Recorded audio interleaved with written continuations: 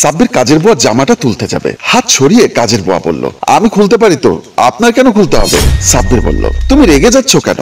আরে আমি তাড়াতাড়ি চলে যাওয়ার জন্য হেল্প করছি, এরকম ময়লা জামা নিয়ে বাসা থেকে বের হলে লোকজন মাইন্ড করবে। কাজের বুয়া বলল, আপনার মাইন্ড আপনার কাছে রাখেন, এখন আপনি বাইরে গিয়ে দাঁড়ান। সাব্বির বলল, ঠিক আছে, তোমার যেহেতু আমার সামনে জামা চেঞ্জ করতে লজ্জা লাগছে, আমি বাইরে গিয়ে অপেক্ষা করছি, তুমি তাড়াতাড়ি রেডি হয়ে বাইরে এসো, যদি তোমার ম্যাডাম চলে আসে তাহলে কিন্তু সর্বনাশ। কাজের বুয়া বলল, জানতো, বলে ওখান থেকে ধাক্কা দিয়ে বের করে দিল। তারপর নিজে নিজে জামা চেঞ্জ করতে লাগলো। ফাহিমা অফিসে কাজ করতে যাবে, হঠাৎ মাথা ব্যথা ওঠে, টেবিলে মাথা রেখে বসে আছে। জামাল এসে বলল, ম্যাডাম আপনার কি হয়েছে, এভাবে ঘুমোচ্ছেন কেন? ফাহিমা বলল, আমি ঘুমোচ্ছিলাম, আমার মাথা ব্যথা করছে। ম্যাডাম আমি কি আপনার জন্য মেডিসিন নিয়ে আসবো?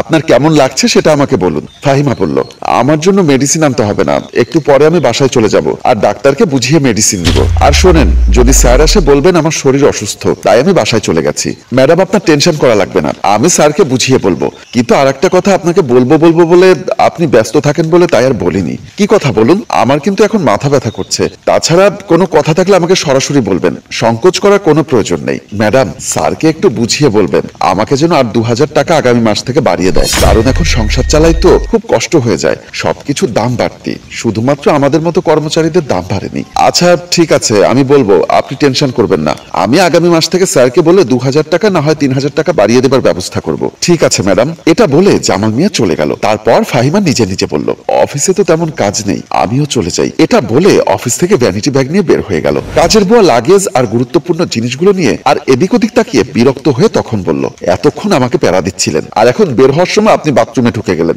কি হয়েছে তাড়াতাড়ি আসুন। সাব্বির বাথরুমের ভেতরে প্যান্ট পরতে পরতে বলল, আরে বাবা আসছি তো, বের হবার সময় ফ্রেশ হয়ে বের হতে হয়, না হলে রাস্তাঘাটে বিপদ। কাজের বুয়া বলল, ওখানে এত কথা না বলে তাড়াতাড়ি বের হয়ে আসেন, আর যদি নাড়াছাড়া করতে করতে বের হন তাহলে কিন্তু ম্যাডামের কাছে ধরা খেয়ে যাব, তাছাড়া আপনার অর্ধাঙ্গিনী ভীষণ ভয়ঙ্কর। সাব্বির এসে বলল, তুমি এত বকবক করছো কেন? বের হবো সেটা তো আমি জানি, আর বাসায় ও এসে চাল ডাল ছাড়া আর কিছুই পাবে না, গুরুত্বপূর্ণ জিনিসগুলো সব নিয়ে আমরা বের হয়ে যাচ্ছি। এটা বলেই দুজনের লাগেজ নিয়ে বের হবে। এর মধ্যে ফাহিমা এসে বলল, কি হলো, তোমরা ব্যাগ নিয়ে কোথায় যাচ্ছ? দুজনে থতমতো খেয়ে গেল। সাব্বির আমতা আমতা করে বলল, তোমার অনেকগুলো অফিসিয়াল জামা অপরিষ্কার হয়েছে, এখন দুজনে মিলে তোমার সমস্ত কাপড় চোপড় শালকদের দোকানে নিয়ে যাচ্ছি পরিষ্কার করার জন্য, কারণ আগামীকাল আর পরশুদিন বন্ধ থাকবে তোমার অফিস, ভাবছি সবাই মিলে একটু ঘুরতে বের হব। শালকরে জামা পরিষ্কার করতে দিলে ছিঁড়ে যায়, তাই ওখানে দিতে ইচ্ছা করে না আমার। সাব্বির বলল, যাই হোক, তুমি যেহেতু এসেছো একটু অপেক্ষা করি, তোমার সাথে গল্প করে পরে বের হব। এর মধ্যে হঠাৎ ফাহিমার মোবাইল বেজে উঠল। ফাহিমা মোবাইল দেখে বলল, আমাকে আবার স্যার কেন কল দিয়েছে, আগে কলটা রিসিভ করি। এটা বলে মোবাইল কানে দিল। জামশেদ আলী বলল, ফাহিমা তুমি কোথায়? উত্তরে ফাহিমা বলল, স্যার আমার শরীরটা একটু অসুস্থ লাগছে তাই আমি বাসায় চলে এসেছি। জামশেদ আলী বলল, তোমার অসুস্থ লাগছে ঠিক আছে, অফিসে একটু বাকি কাজ ছিল, এই মুহূর্তে তোমাকে একটু আসতে হবে, কষ্ট করে একটু অফিসে এসো। আচ্ছা ঠিক আছে স্যার, আমি এক্ষুনি আসছি। এটা বলে ফোন রেখে দিল। তারপর দুজনকে বলল, এখন আবারও অফিসে যেতে হচ্ছে, ঠিক আছে আমি আসি। এটা বলেই ফাহিমা চলে গেল। তারপর সাব্বির কাজের বুয়াকে বলল, এখন বের হওয়া যাবে না, আরো ঘন্টাখানিক পর বের হব, কারণ রাস্তার মধ্যে ফাহিমা থাকতে পারে। ফাহিমা গেট থেকে বের হবে, সামনে দেখতে পেল একটা প্রাইভেট কার আছে। ফাহিমা গিয়ে বলল, এখানে কি জন্য এসেছেন? প্রাইভেট কারের ড্রাইভার বলল, ম্যাডাম আমি তো আপনাকে চিনি, আপনি সাব্বির ভাইয়ের স্ত্রী না? ফাহিমা বলল, হ্যাঁ আমি সাব্বিরের স্ত্রী, কিন্তু আমি কি আপনাকে চিনি? ড্রাইভার বলল, আপনার স্বামী কোথায়? উনি ফোন করেছিলেন আপনারা নাকি কক্সবাজার যাচ্ছেন, তাই আমি গাড়ি নিয়ে এসেছি। ফাহিমা মনে মনে বলল, ওরা বলল আমার জামা কাপড় নিয়ে শালকের কাছে পরিষ্কার করার জন্য যাচ্ছে, কিন্তু সাথে দেখলাম 3টা ব্যাগ, আর এখানে এসে দেখছি ড্রাইভার আমাকে বলছে কক্সবাজার যাবে। ভাদাইমার ঘরের ভাদাইমা আমার জিনিসপত্র নিয়ে ওই মেয়েটার সাথে পালাচ্ছে না তো? না, ড্রাইভার থেকে আরো কথা জিজ্ঞেস করে বের করতে হবে।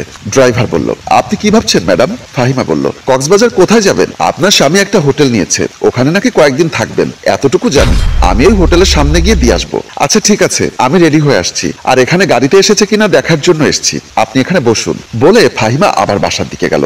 সাব্বির ড্রাইভারকে বলল, আরে বেশিক্ষণ লাগবে না, আর হ্যাঁ আমার স্ত্রী চলে গেছে। ড্রাইভার বলল, এখনো যায়নি, কিন্তু এদিকে এসেছিল, আবার বাসার দিকে গেছে। সাব্বির বলল, তুমি এক কাজ করো, তুমি গাড়িটা পেছনে নিয়ে পার্কিং করো, যেন আমার স্ত্রী দেখতে না পায়। ড্রাইভার মনে মনে বলল, এদের মধ্যে নিশ্চয়ই কোনো ঝামেলা আছে, না হলে এত কথা বলছে কেন? সাব্বির বলল, আমার কথা কি তুমি শুনেছো? ড্রাইভার বলল, হ্যাঁ শুনেছি। সাব্বির ঠিক আছে বলে কেটে দিল। ফাহিমা তাড়াহুড়ো করে এসে বাসায় ঢুকলো, দেখতে পেল দুজন বাসায় বসে আছে। তাদের দিকে না গিয়ে সোজা রুমে গেল। রুমে যাওয়ার সাথে সাথে বিছানার চাদর উল্টিয়ে দেখলো বিছানার নিচে 50,000 টাকা ছিল, সেই টাকা নেই। তারপর ড্রেসিং টেবিলের এক একটা করে ড্রয়ার খুললো, ওখানেও স্বর্ণ এবং 5 লক্ষ টাকা ছিল ক্যাশ, ওগুলো বললেও নেই। তারপর মনে মনে বলল, এখন বুঝতে পেরেছি তোরা কোথায় যাচ্ছিলি, আর শেষ পর্যন্ত আমাকে বোকা বানিয়ে বাসা থেকে বের হচ্ছিস। আজকে তোদের একদিন কি আমার একদিন। এটা বলেই সাব্বিরের কাছে গেল। সাব্বির সোফায় বসে টেনশন করছে। এর মধ্যে ফাহিমা গিয়ে শার্টের কলার ধরে বলল, ব্যাগগুলো খোল, তারপর আমার টাকাগুলো দে। সাব্বির বলল, ফাহিমা তুমি এমন করছো কেন? ব্যাগ খুলবো আবার তোমার টাকা দিব, এ কেমন কথা বলছো তুমি? কাজের বুয়া ভয় কাঁপছে। ফাহিমা রাগান্বিত হয়ে বলল, এমন ভাবে ভাব নিচ্ছিস যেন ভাজা মাছটাও উল্টিয়ে খেতে পারিস না। তোরা কোথায় পালাচ্ছিলি সেটা বল আগে, কক্সবাজার সম্ভব না আর। সাব্বির বলল, তুমি কি করে জানলে এত কথা? এসব কথা তোমাকে কে বলেছে? ফাহিমা বলল, বলার অনেক মানুষ আছে। তুই যে পালিয়ে যাওয়ার জন্য গাড়ি ঠিক করে নিয়ে এসেছিস, ওই ড্রাইভার সবকিছু আমাকে বলেছে। ওই ড্রাইভার যদি আজকে এখানে না থাকতো আমি কিছুই দেখতাম না এবং সরাসরি ধরতেও পারতাম না। এই বদমাইশ মেয়ে, তুই কাজের বুয়া হয়ে আমার স্বামীকে নিয়ে যাচ্ছিস? এত বড় সাহস কি করে হলো যে কাজের বুয়া হয়ে একজন মালিকের সাথে পালিয়ে যাওয়া? ম্যাডাম, আমার কোনো দোষ নাই স্যার, আমার জোর করে পালায় নিয়ে যাইতেছে। ফাহিমা থাপ্পড় দিয়ে বলল, এক্ষুনি আমার বাসা থেকে বের হ। তোকে আজকে পুলিশে দিতাম, কিন্তু সমস্ত দোষ হচ্ছে আমার স্বামীর, তাই তোকে ছেড়ে দিলাম। এটা বলে ধাক্কা দিয়ে বের করে দিল। সাব্বির বলল, আমাকে ক্ষমা করে দাও। আসলে তোমাকে সময় মতো আমার কাছে না পেয়ে তার প্রেমে পড়ে গিয়েছিলাম, তাই তোমার সমস্ত টাকা পয়সা নিয়ে আমি পালিয়ে যাচ্ছি। প্লিজ তুমি আমাকে ক্ষমা করে দাও, আমি তোমার সাথে অনেক বড় অন্যায় করেছি। ফাহিমা বলল, আমি সময় দেই না সেটা ঠিক, কিন্তু কখনো বলেছিস সময় দিতে? ছি ছি ছি, লজ্জা করে না একটা কাজের বুয়ার সাথে পালিয়ে যেতে? লজ্জা করে না স্ত্রীর গয়না গাটি টাকা পয়সা সমস্ত কিছু নিয়ে পালিয়ে যাওয়ার প্রস্তুতি নিতে? দুহাত ধরে বলল, প্লিজ সবকিছুর জন্য আমি ক্ষমা চাচ্ছি।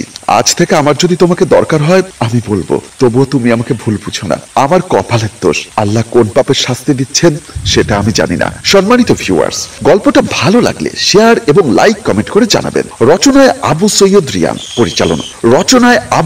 রিয়ান, পরিচালনায় রেজাউল কবির চৌধুরী, প্রযোজনায় আব্দুল মজিদ।